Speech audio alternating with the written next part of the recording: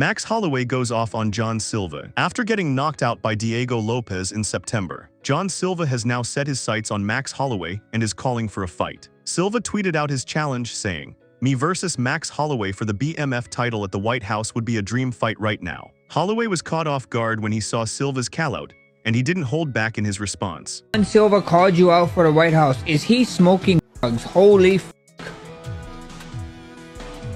Did he not see what Diego Lopez just did to him? This guy gotta be trolling us, bro. He needs to be fucking... He needs to be concussed. That motherfucker stay concussed, bro. That's not... Whatever he's saying, we're not gonna take it serious.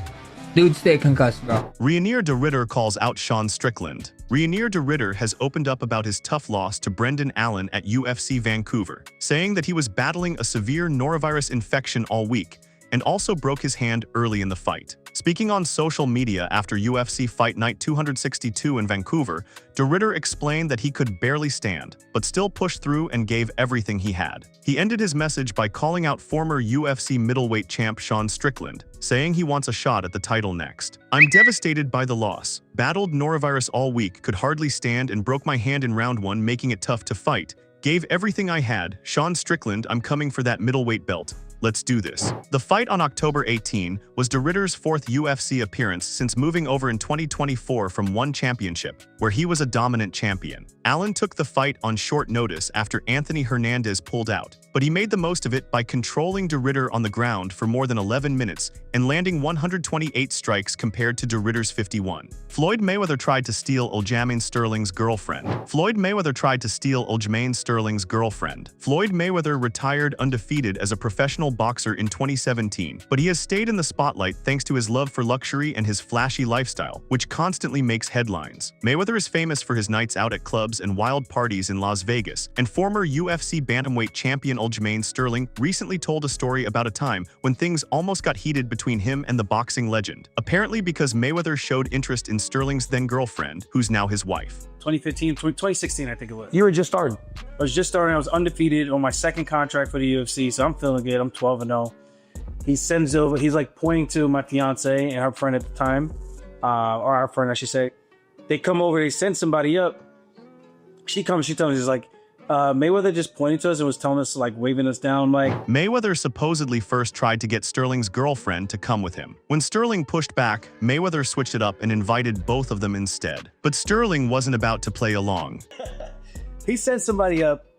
I go over to them. I talk to them, like, "Hey, man, I know how this goes. You're trying to tell me to bring her down. Nah, I don't work like that." You went to him. They came up to our section, because this is when Weidman just won. And I think he had just beat Vitor Belfort. So we're at the Palms. Really? Cool. So they go back. They come back again. And they're trying to recruit both of us now. And like, he said you could come down too. I'm like, nah. I'm like, I've seen this movie before. We go down together. She goes in. They try to stop me. And it's going to be an issue because I ain't going to be made to look like no fool. When Mayweather kept pushing, Sterling finally told him exactly who he was. And as soon as the boxer realized it, he reportedly backed off. Who would have won that duel? But I told them to tell him he's undefeated in boxing. I'm undefeated in MMA.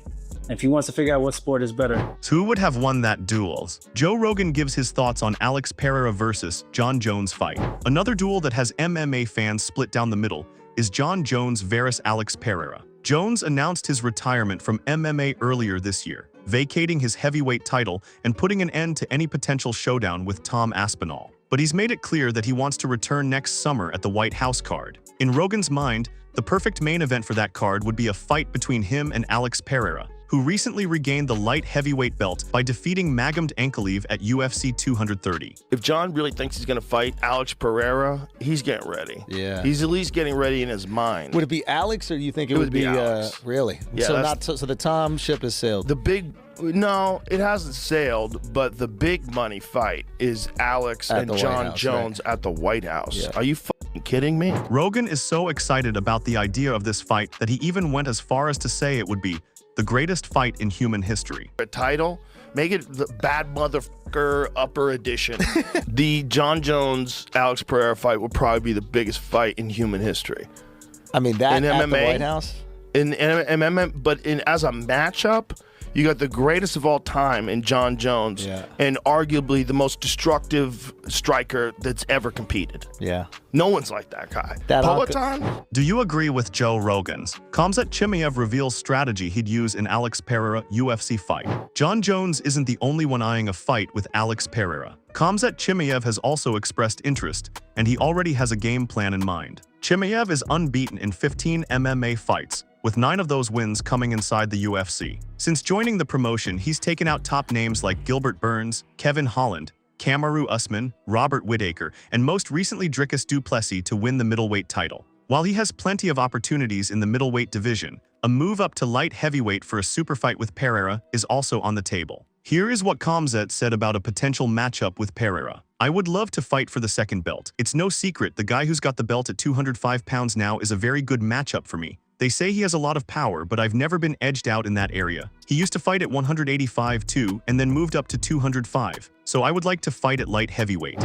Can Khamzat Chimaev's dominant wrestling style be the antidote to Alex Pereira's world-class striking? Dricus du Plessis thinks there's no way Khamzat Chimaev beats Alex Pereira. While Khamzat Chimaev thinks he has a solid chance of beating Alex Pereira, his most recent opponent, Dricus du Plessis, doesn't believe it'll ever happen. Du Plessis lost his middleweight title to Khamzat Chimaev in the main event of UFC 319, dropping a one-sided unanimous decision.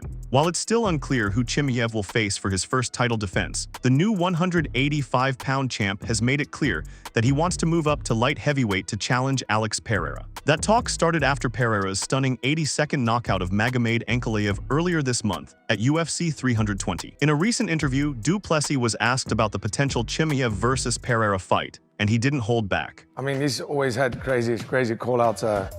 You know, Khamzat, there's no way he beats Pereira, in my opinion. I think Pereira right now is one of the greatest to ever do this sport, or any combat sport for that matter. But yeah, he's a big guy. Even now at light heavyweight, he looked so big against Ankalaev. It was crazy. So yeah, I think that's all hype. I don't think there's any realistic chance. Ilia Topuria asks Merab Dvalishvili to move to featherweight. The UFC has plenty of potential super fights on the horizon, and one that could be an absolute banger is Merab Dvalishvili versus Alex Volkanovski, at least according to Ilia Topuria. The UFC lightweight champ has his sights set on some massive matchups after moving up to lightweight and capturing a second divisional belt in his only fight of 2025. Meanwhile, his fellow Georgian, Merab Dvalishvili, is in the middle of what could be one of the greatest years in UFC history. He's already set to break records with his 4th bantamweight title defense at UFC 323. But Topuria has been trying to push him toward a different kind of legacy by chasing a super fight with Volkanovski at featherweight instead. Topuria said, "I've already told Merab that he needs to change weight classes because he 100% has a chance to win a second belt. As for a fight against Volkanovski, I have no doubts on what happens in that fight. I know that it ends with Merab winning."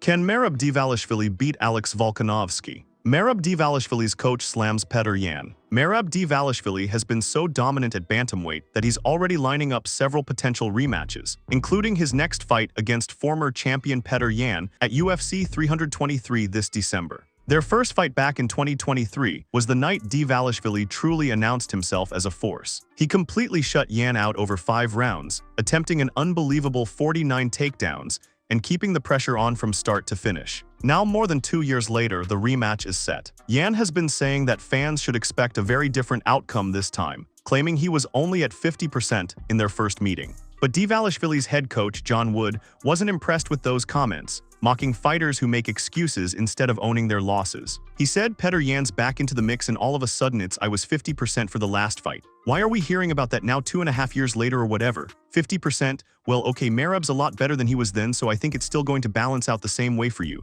I do get tired of all the fighters saying I was injured. Don't take the fight then. Don't take the fight. If you've got bad ribs that it's so bad that when you lose, you're going to blame it on that, then why are we fighting? Don't fight. Just shut your mouth and do what you're supposed to do.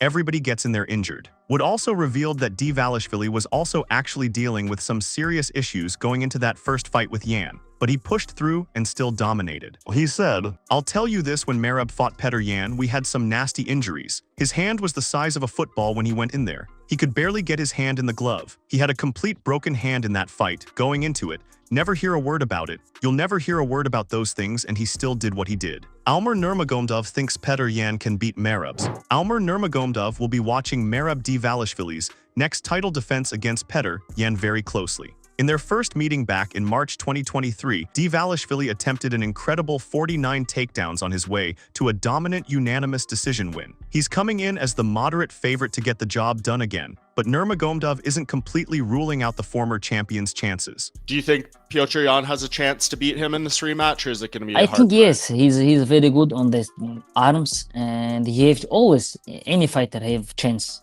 always, you know.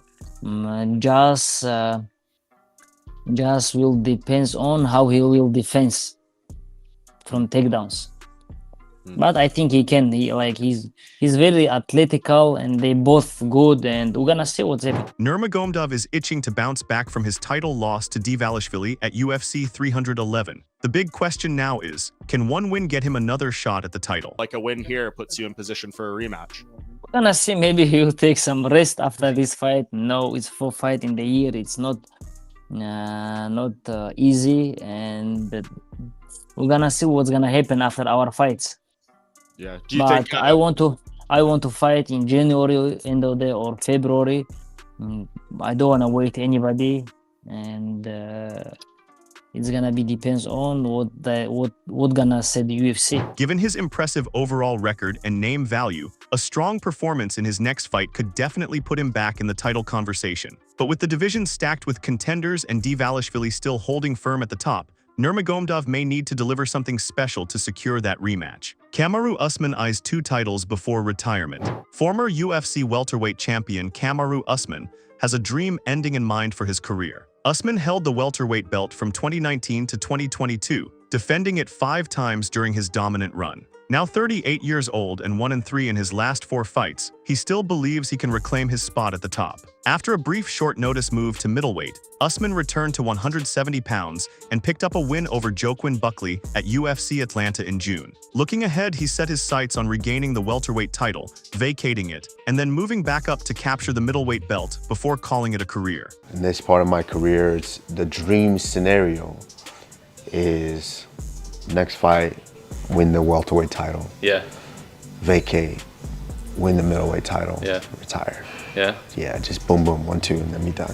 Sailing to the Because you distance. can't, you can't top that. It's like, what else do I want after that? Belal Muhammad calls Kamaru Usman a coward. The UFC welterweight division is currently focused on the upcoming title fight between champ Jack Della Maddalena and Islam Makhachev. In that situation, Kamaru Usman's chances of getting a title shot anytime soon are slim, unless he takes out a top contender like former champ Belal Muhammad. But Belal believes Usman doesn't actually want that fight. According to him, Usman is avoiding the matchup, and it might have something to do with the fact that Belal slapped him during a podcast a few months back. These guys also fighting, right? Kamaru Usman's injured. He's not fighting. He's staying on the sidelines. He's 1-3 in his last 4 fights, and he's trying to talk a big game. And I think there's more about the Usman. That's originally who you wanted. Yeah, of course. That was the fight that made the most sense, right? We had our podcast where I slapped him, and you know, you'd want to get your get back. Yeah. But the fact that he didn't, he knows that the slap hurt him, and he knows that it's just a bad matchup for him. So for my mentality as a man, for somebody to slap you and you to say no. On your own podcast. Yeah, on your own podcast, and for you not to post it or talk about it, it just shows me what type of person you are. He's a coward. So that wraps up today's top MMA stories. If you've got thoughts on any of the topics we covered, drop them in the comments below. If you enjoyed the video, make sure to subscribe and hit the notification bell, because we've got plenty more MMA and boxing stories coming your way, and you won't want to miss a single update.